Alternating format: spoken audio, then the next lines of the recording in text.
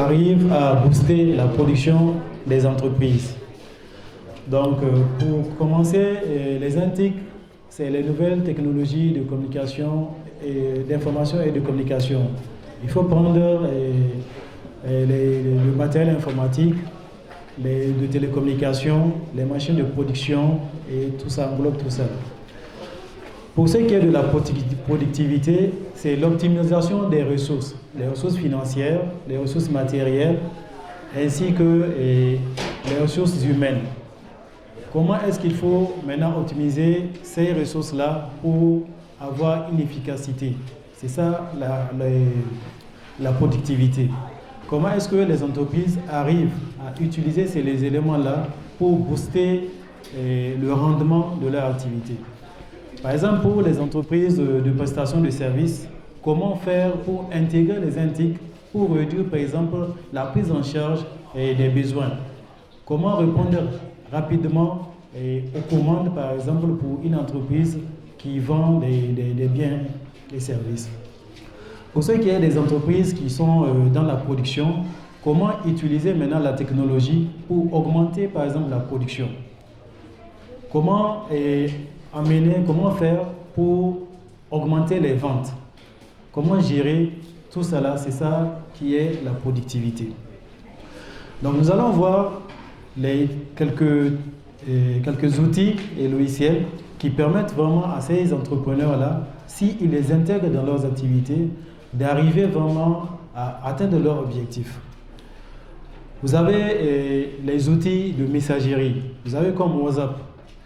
Vous connaissez peut-être, nous connaissons WhatsApp Business. Si d'autres personnes l'utilisent pour échanger avec leurs proches, les entreprises l'utilisent pour leur activité commerciale, pour accroître leur visibilité et faire leur action de marketing. À travers Facebook, à travers Instagram, à travers WhatsApp Business, les entreprises arrivent à se faire de la visibilité et de se faire des ventes colossales. Ils arrivent à atteindre un public plus large. Imaginez étant à Dosso, à travers ces dispositifs, vous pouvez atteindre un client qui se trouve à 1000 km de vous. Et vous pouvez lui livrer sans voir ce client-là. Donc c'est ça l'utilisation des NTIC pour une entreprise qui vend des produits. Vous avez pour les entreprises qui font sans cesse des réunions, les visioconférences. Imaginez une entreprise qui doit réunir 3 experts qui se trouvent dans 3 pays différents. Il faut payer les billets d'avion, il faut faire des réservations d'hôtel. Imaginez le coût que ça va engendrer. À travers une simple visioconférence, à travers Zoom, ces 3 personnes-là peuvent échanger. Ça réduit énormément les coûts pour l'entreprise. OK? Vous avez des logiciels aussi qui permettent de diminuer les tâches répétitives. Au lieu de faire les tâches vous-même, vous allez prendre un logiciel que vous allez planifier et qui va se gérer de tout ce qui est tâches répétitives. Il y a des messages où automatiquement un assistant virtuel peut répondre à ces messages-là au lieu d'être une personne physique. C'est automatique. Okay? Au niveau de la production, je prends l'exemple du domaine de l'agriculture. On dit de moderniser l'agriculture. Comment moderniser l'agriculture par exemple? Vous avez aujourd'hui, on peut arroser à travers les drones. Il y a des drones qui peuvent arroser au champ. Ou bien pour répandre les pesticides sur votre champ. Vous avez des systèmes de surveillance de votre terrain. Vous avez des systèmes très intelligents qui permettent de sécuriser votre champ. Il s'agit de systèmes qui produisent des bruits, par exemple un son de chien, pour repousser les animaux et les oiseaux pour que vos récoltes ne soient pas un peu endommagées. Vous avez des systèmes qui permettent de s'aimer à un rythme vraiment élevé. Si vous avez des terres, de grandes terres, imaginez l'utilisation du nombre de personnes, une centaine de personnes, une simple machine peut remplacer le travail de 100 personnes. Donc c'est l'utilisation de ces outils-là, de ces technologies-là à bon escient. Et vous, pour vous, en tant qu'étudiant, ce qu'il vous faut, par exemple, dans ces genres d'activités qui sont organisées, la plateforme de P2E, comme beaucoup d'autres plateformes, vous permettent non seulement dans vos domaines de formation, d'avoir des compétences, de vérifier ce que vous êtes en train d'apprendre, de renforcer vos compétences dans vos domaines de formation. Et en plus, nous sommes dans un monde où la polyvalence est demandée.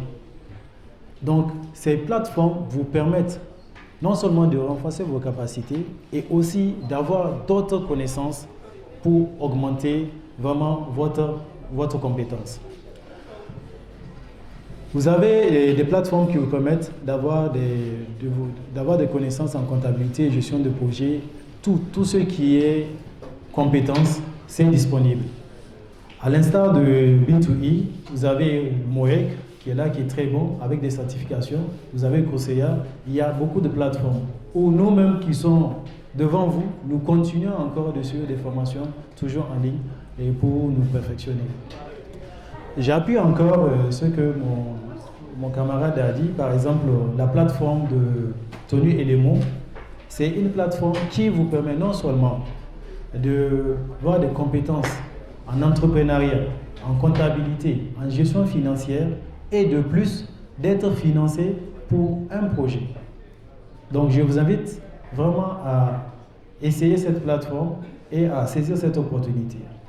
Et B2B, là où elle est encore mieux, il y a la proximité qui est là.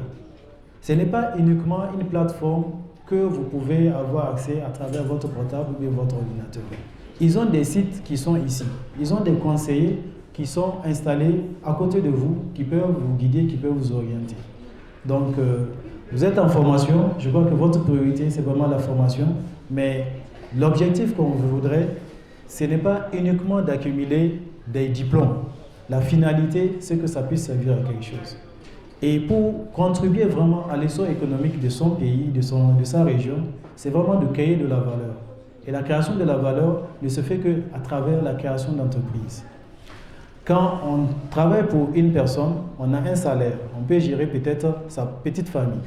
Mais quand on crée une activité, on crée une entreprise, non seulement on recrute des employés, on nourrit la famille des fournisseurs. C'est toute une chaîne qui est alimentée à travers la création d'une entreprise. Donc je vous invite vraiment à le faire. Les intiques pour un entrepreneur, donc ça permet vraiment de travailler, de bien organiser le travail. Si vous êtes sur un projet, vous avez la possibilité de travailler instantanément sur le projet avec d'autres acteurs. Et l'opportunité que ça offre, c'est que vous pouvez travailler même à distance. Imaginez par exemple des personnes qui sont dans des pays différents, qui doivent concevoir peut-être une maquette. Vous avez aujourd'hui des logiciels qui permettent en temps réel de travailler sur la même chose. L'autre personne peut amener sa touche, en même temps l'autre augmente et le travail augmente. Alors qu'avant, il fallait qu'une personne fasse une conception, qu'il envoie à la deuxième personne, l'autre personne apporte ses idées et renvoie, ce qui peut prendre énormément de temps. Alors que pour une entreprise, le temps c'est de l'argent.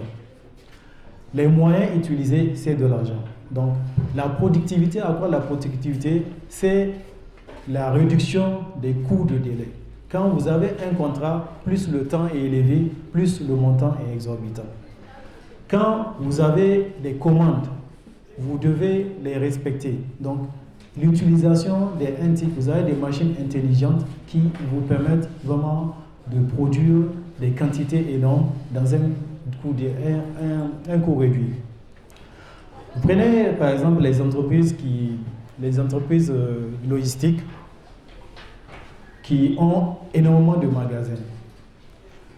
Avant, il fallait que des personnes répertorient tout ce qui est colis qui sont déposés. Vous avez aujourd'hui des appareils intelligents qui peuvent grimper à des hauteurs vraiment élevées et qui maintenant minimisent les risques pour le personnel. Imaginez un magasin qui fait où vous avez des colis qui sont entassés jusqu'à 100 mètres ou bien 200 mètres en hauteur. Demandez à une personne de monter, c'est l'exposer vraiment à des dangers. Donc les mesures de sécurité prises en utilisant ces machines-là, ils peuvent aller et ils ont doté de caméras qui permettent d'identifier les colis et de les descendre tout simplement. Donc c'est ça l'utilisation. Dans chaque secteur, il y a la technologie qui avance énormément et qu'il faut mettre, qu'il faut utiliser. Pour les entreprises de... Vision 24, la radio et la télévision.